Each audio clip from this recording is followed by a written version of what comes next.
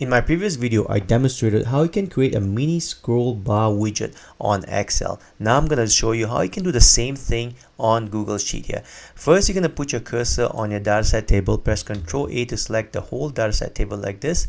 Now you're going to click on Insert, Chart, and on the far right hand side, you're going to change the chart type from column chart. If you scroll down, we're looking for table chart like this. Click on it and you can see that it will create a mini table on your existing sheet here. You can resize this table by clicking and dragging on this handler here like this.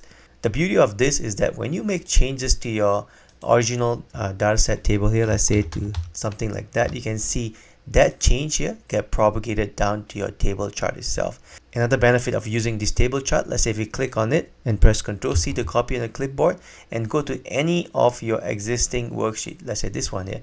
Here you're going to press Ctrl V to paste it. You can see that you can actually paste the same table chart on a different sheet altogether.